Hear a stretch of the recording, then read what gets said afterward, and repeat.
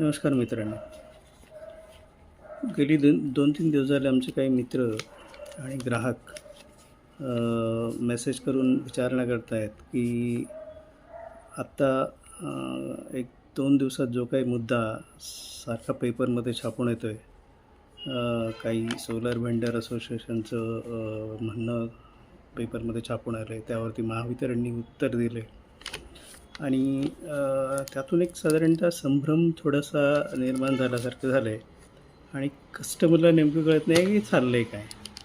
तर प्रत्येकाला वेगळं सेपरेट सांगण्यापेक्षा एक व्हिडिओ करावा असं मला वाटलं, म्हणून हा व्हिडिओचा घाट घातला आहे.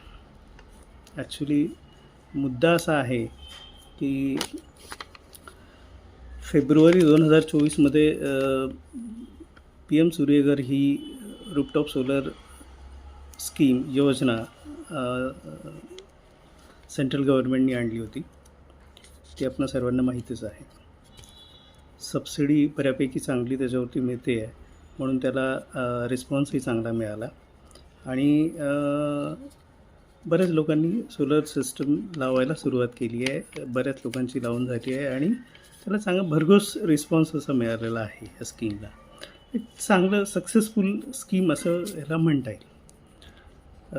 आता हे सगळं होत असताना नेमकं काय झालं आहे असं जर जी लोक विचारत आहेत त्यांना सांगायचं झालं तर नेमकं झालं असं की आपण बघितलं आहे की ह्याला सबसिडी महावितरणचा जो काय पोर्टल आहे त्याच्यावरती आपण अर्ज करतो.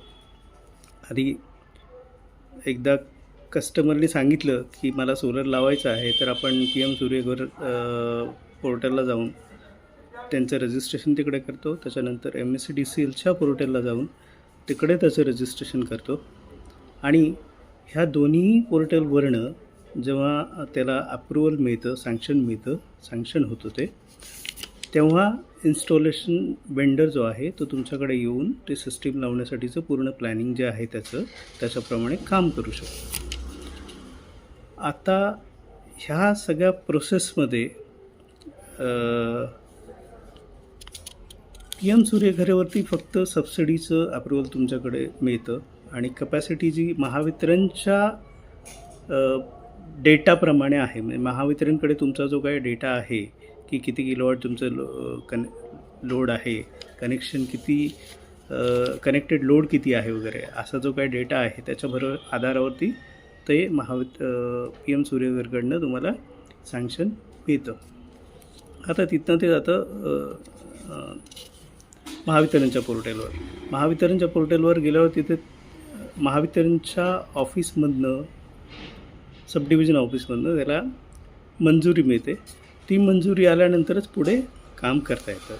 तर त्याला सँक्शन लेटर म्हणतात. तर सँक्शन लेटर जोपर्यंत येत नाही तोपर्यंत PM सूर्यघर वेंडर काम सुरू करत नाही. आता झालं असं आहे की हा जो सँक्शनचा जो प्रोसेस आहे ती महावितरणनी थोडीशी त्याच्यावरती बंधनं आणली आहेत. PM सूर्यघर पोर्टल आणि PM सूर्यघरच्या नियमाप्रमाणे, गाईडलाईन्सप्रमाणे ते 10 किलोवॉटप्रमाणे तुम्हाला सोलर सिस्टम लावता येतं, रूफटॉप सोलर सिस्टम. त्याला कुठलीही वाढीव कनेक्टेड लोडसाठीची प्रोसिजर करायला लागत नाही. ते ऑटो अप्रूव्ड होतं आणि सँक्शन होतं. आत्तापर्यंत ते तसंच होतं महावितरणच्या पोर्टलवरही. पण आता गेली 4-5 दिवसात जे काय घडलं आहे, लोकांना जो अनुभवायला आलं आहे त्याच्यावरनं ही सगळ्या ग्रुपवरती चर्चा व्हायला लागल्या की आत्ता जी आहेत अप्रुव्हल्स, तर तिथे जेव्हा आपण अप्लाय करायला जातो तेव्हा कस्टमरला जेवढं किलोवॉटचं सोलर लावायचं आहे त्याप्रमाणे ते सँक्शन मिळत नाही आणि महावितरणच्या पोर्टलमधनं एक मेसेज येतो आहे की तुमचं गेल्या 12 महिन्यातलं जे कन्झम्पशन आहे त्याचा जो डेटा हिस्ट्री त्यांच्याकडे आहे त्याच्याप्रमाणे तुम्हाला अप्रुव्हल मिळेल. आता खरं बघायला गेलं तर जेव्हा आपण ही सोलर सिस्टम लावायला जातो ती पुढच्या 25-30 वर्षाचं फ्युचर प्लॅनिंग त्यात असतं. पुढे येऊ घातलेले जे काय आपले फ्युचरचे प्लॅन आहेत ते पण त्यासाठी थोडीशी वाढीव प्रोव्हिजन जनरली ग्राहक व्हावी अशी अपेक्षा करतो. आता 30 वर्ष काय तुमचा गेली 12 महिन्यातला जो लोड आहे तेवढाच लोड राहणार नाही. उद्या कदाचित तुमच्याकडे इलेक्ट्रिक व्हेकल येईल. उद्या कदाचित काही लोकांचा प्लॅन असतो की मी हे सोलर लावल्यानंतर माझ्याकडे मी AC वाढवणार आहे. AC लावायला मला तो AC मी चालवेन. असा वाढीव लोड पुढे येणारा असतो. 2 व्हीलर आहे इलेक्ट्रिक व्हेकलमध्ये किंवा 4 व्हीलर आहे उद्या त्यांनी घेतली तर त्याच्यामुळे जे काय बिलात वाढ होणार आहे तो सगळा विचार डोक्यात असतो. म्हणून सोलर सिस्टीम लावायला लोक पुढे येतात आणि म्हणतात की ठीक आहे आम्ही लावूया, आता त्याला सबसिडी मिळते तर ते करून घेऊया. आता नेमकं होतं काय की गेली 12 महिन्यातलं जर महावितरणने त्याच्यावरतीच अडवून बसून त्यांनी जर असं म्हटलं की नाही आम्ही त्या 12 महिन्याप्रमाणेच देऊ तर पुढच्या ह्याचं काय? जर माझी इन्व्हेस्टमेंट फ्युचर प्रूफ नसेल तर कोणी का करेल ती? आणि त्यासाठी म्हणून थोडंसं आत्ता हा सगळा वाद म्हणण्यापेक्षा ही सगळी चर्चा चाललेली आहे. ह्याच्यावरती सोलर इन्स्टॉलेशन व्हेंडरचं जे असोसिएशन आहे त्यांनी ऑब्जेक्शन घेतलं होतं. त्यांनी त्याच्यावरती त्यांचं मत मांडलं की ही रिस्ट्रिक्शन्स बरोबर नाही आहे आणि त्याच्यावरती विचार झाला पाहिजे. सो ही जी काय आणि ग्राहकाच्या बाजूनी ते बरोबरही आहे की पुढच्या 25-30 वर्षासाठी जेव्हा मी करणार आहे आणि मला जर उद्या इलेक्ट्रिक गाड्या मला घ्यायच्या आहेत, AC लावायचे आहे किंवा माझं लाईफस्टाईल थोडक्यात आता आपण लाईफस्टाईलवरती बोलूया तर तो एक मोठा विषय आहे की कम्पेअर टू वर्ल्ड स्टँडर्ड जे काय पर कॅपिटा कन्झम्पशन आहे इंडियाचं ते is not more than 30% of the world standard. म्हणजे जगात जे काही एनर्जी कन्झम्पशन मोजलं जातं की बाबा तुमची श्रीमंती म्हणजे तुम्ही जास्त जर वीज वापरत असाल तर तुम्ही श्रीमंत आहात. म्हणजे तुमच्या घरी AC किंवा हे बाकीची इतर उपकरणं जे आहेत भरपूर आहेत आणि ती तुम्ही चालवता आणि त्यामुळे तुम्ही श्रीमंत देश आहे वगैरे वगैरे. आता ही लाईफस्टाईल अपग्रेड करणे किंवा एन्हान्स करणे ह्यासाठीही बंधनात्मक होते असं लोकांना वाटते की ह्याच्यावरही बंधनं येतील की पुढे आम्ही मग अपग्रेड करायचं की नाही की आहे त्याच स्थितीत खितपत पडायचं. असा तो हे आहे की सोलरमुळे आता वीज बिलात खर्च कमी होणार आहे म्हणून आम्ही वाढीव काही गोष्टी करणार आहोत. तर ते वाढीव कपॅसिटीसाठी आम्हाला परमिशन मिळाली पाहिजे आणि PM सूर्यघर वेंडर पोर्टलवरती 10 किलोवॉटपर्यंत जर आम्हाला परवानगी आहे तर महावितरणनी हे बंधनं का घातलीत? महावितरणचं असं म्हणणं आहे की ही गेल्या 12 महिन्यातली जी काही ॲव्हरेज कन्झम्पशन आहे त्याच्याप्रमाणे आम्ही तुमची कपॅसिटी डिसाईड करू आणि कोणाला हवंच असेल तर त्याच्यासाठी वेगळी चौकशी होऊन ते तुमच्याकडे चौकशीला येतील. त्यांची लोक तुमचं इन्स्पेक्शन करून जातील, तुमचं म्हणणं काय आहे ते ऐकून घेतील आणि मग त्याच्याप्रमाणे तुम्हाला वाढीव मिळेल. तर ह्याचं असं आहे की ह्याच्यापूर्वीही म्हणजे गेली 2017ला जे काय नंतर म्हणजे नेट मेटरिंग पॉलिसी जेव्हा 2015ला आली त्याच्यानंतर 17 नंतर मध्ये आणि बऱ्याच गोष्टी घडल्या. 19मध्येही बरंच काही झालं. मध्ये ह्याच्यावरती रिस्ट्रिक्शन्स आली म्हणण्यापेक्षा ह्याचा स्पीड कमी झाला असं म्हणूया की ही स्कीम जी होती ती 2015पासून आहे पण त्याचा स्पीड एवढा नव्हता जेवढा PM सूर्यघर ही स्कीम लागू झाल्यानंतर झाला आहे. आता हे PM सूर्यघरचा जो स्पीड आहे तोही कदाचित परत कमी होणार आहे कारण हे सगळे अप्रुव्हल सँक्शन आणि याच्यात जर मध्ये हे येत असेल त्याला ऑटोमॅटिक जी सिस्टम केली होती ऑटो सिस्टम जी केली होती की ऑटोमॅटिक ते सगळं अप्रुव्हल व्हायचं अप टू 10 किलोवॉट ते आता होणार नसेल तर मग परत पुढे तीच गत आहे जी गेली 2015पासून चालू आहे. 2015 नंतर 2017 2019मध्ये वेगवेगळ्या घटना घडल्या आणि त्यातनं ही स्कीम म्हणजे ह्या सोलर रूफटॉप स्कीमला खूप आळा बसला होता. ती पुढे गेली नव्हती जेवढी आत्ता ती जाती आहे. सबसिडीमध्ये सबसिडी नसतानाही लॉकडाऊन पिरियडमध्ये सबसिडी नसतानाही लोकांनी सोलर इन्स्टॉलेशन केली आहेत. सोलर इन्स्टॉलेशन त्याही वेळी झाली पण स्पीड आत्ताचा जो आहे तो खरंच मांडण्यासारखा आहे. महाराष्ट्र देशात दुसऱ्या क्रमांकावर आहे, लीडिंग स्टेट आहे सोलर इन्स्टॉलेशनमध्ये. त्याबद्दल महाराष्ट्राचं अभिनंदन केलं पाहिजे, ग्राहकांचं आणि इन्स्टॉलेशन करणाऱ्या वेंडर्सचं, आणि त्यावरच महावितरणचंही, की त्यांनी या स्कीममध्ये खरोखरच सर्वांनी मिळून एक चांगला पल्ला गाठला आहे. आता पुढे हे सगळं ऑब्जेक्शन जेव्हा इन्स्टॉलेशन वेंडर्स असोसिएशनमधनं घेण्यात आलं, त्याच्यावरती महावितरणनी उत्तर दिले. त्यांच्या उत्तरात त्यांनी असं म्हटलं आहे की हे जे काय आहे, त्यांच्याकडे अशा कंप्लेंट आल्या आहेत की वेंडर जी आहे ती कस्टमरला जास्त सोलर लावण्यासाठी भाग पाडतात, आणि तेही सबसिडी मिळते म्हणून.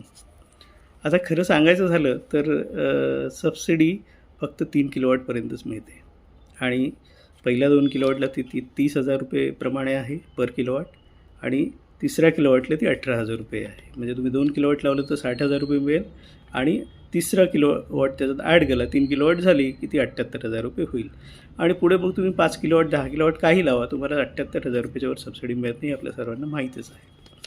आता सबसिडीसाठी जास्त मोठ्या कपॅसिटीचं सोलर लावायला सांगतायत, हा मुद्दा जो महावितरणच्या कडून आला आहे तो खरं चुकीचा आहे. कारण सबसिडीसाठी तर होतच नाही आहे, त्यांची गरज असते म्हणून ती पुढे वाढवतात. आज तुम्ही 2 व्हीलर घेतली तर त्याची बॅटरी कपॅसिटी कमीत कमी 2-2.5 किलोवॉट 3 किलोवॉटची असते.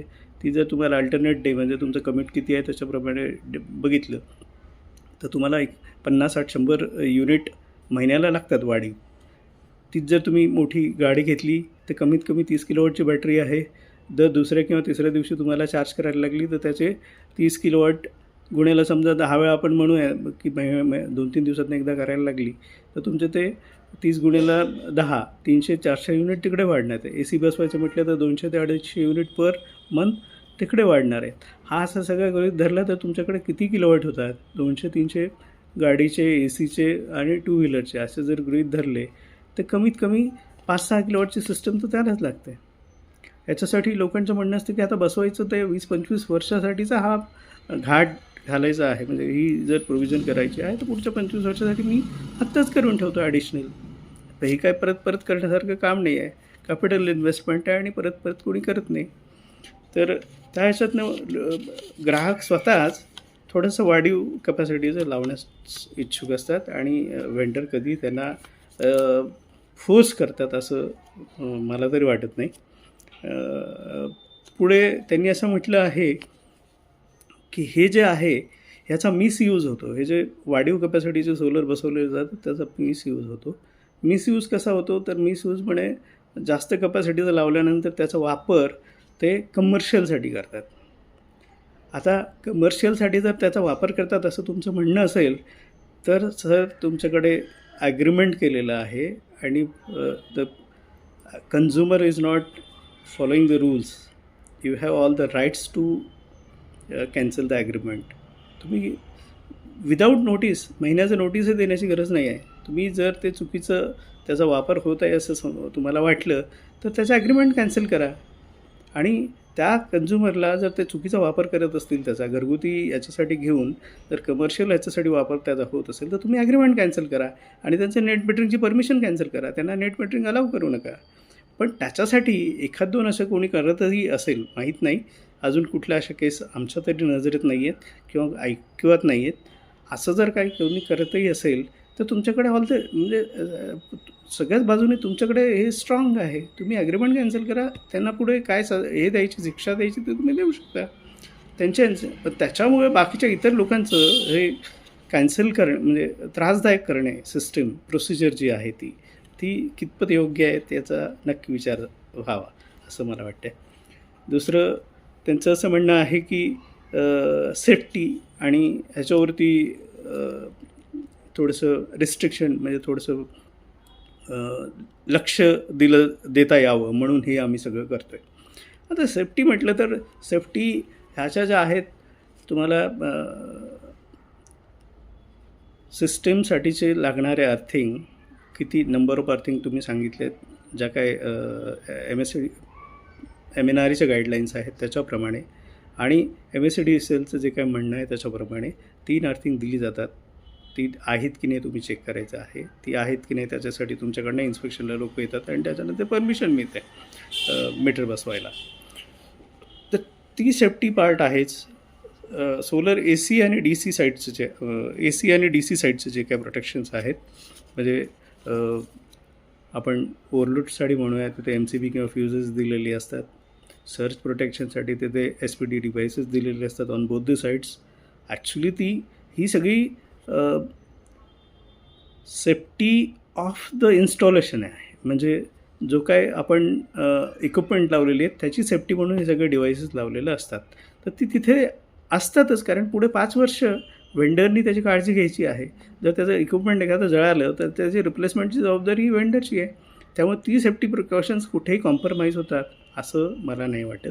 आणि असं काही असेल तर महावितरणने ते आमच्या लक्षात आणून द्यावं आणि त्या वेंडरला ती समज द्यावी. त्यासाठी बाकी इतर लोकांचं हे करू नये. असा एकंदरीत हा विषय आहे. आता फॅक्ट असं आहे की सबसिडी 3 किलोवॉटपर्यंतच मिळते आणि खरं बघायला गेलं तर मी माझ्या स्वतःच्या बऱ्याच कस्टमरला जे 10 किलोवॉटच्या वर लावतात त्यांना विदाऊट सबसिडी बसवा म्हणून नेहमी सल्ला आम्ही देत असतो की तुम्ही जर 3 किलोवॉट किंवा 5 किलोवॉट पुढे जर तुम्ही जाणार असाल तर तुम्हाला खरं सबसिडी घ्यायला परवडत नाही. जेवढी सबसिडी मिळते त्याच्यापेक्षा जास्त पैसे तर तुम्ही नॉन DCR आणि DCR पॅनलमधल्या फरकासाठी देऊन जाता. तर सबसिडी कशाला हवी आहे. म्हणून सबसिडी मिळते म्हणून वाढीव कपॅसिटीचं सोलर लावलं जातं हे म्हणणं आम्हाला तरी पटण्यासारखं नाही आहे. हाच तो मुद्दा आहे ज्याच्यावरती आता सध्याचा हा सगळा विषय चाललेला आहे. कपॅसिटीची महावितरणचं म्हणणं आहे की 12 महिन्यापेक्षा जास्त देणार नाही. आता हे काय याचं पुढे होतं माहीत नाही. वेंडर असोसिएशनतर्फे त्यांचं म्हणणं त्यांनी मांडलेलं आहे की ग्राहकाला त्याच्या सोयीनुसार आणि त्यांच्या फ्युचर प्लॅनिंगनुसार त्यांना ते लावता यावं, असं ह्याची मुभा ग्राहकाला असावी. त्याच्यावरती महावितरणने बंधन आणू नये. आणि पुढच्या जर 25-30 वर्षासाठी मला प्रोव्हिजन करायची असेल किंवा फ्युचर प्लॅन करायचं असेल तर नक्कीच मी पुढचं सगळं माझं वाढीव त्याची प्रोव्हिजन म्हणून ॲडिशनल लोड कपॅसिटी लावणार आहे. तर कनेक्टेड लोड वाढवून लोड्स एक्सटेन्शन हे घेऊन ते लावलं जातं. तर असा हा सगळा मुद्दा आहे. बघूया पुढे काय होतं ते. धन्यवाद. नमस्कार.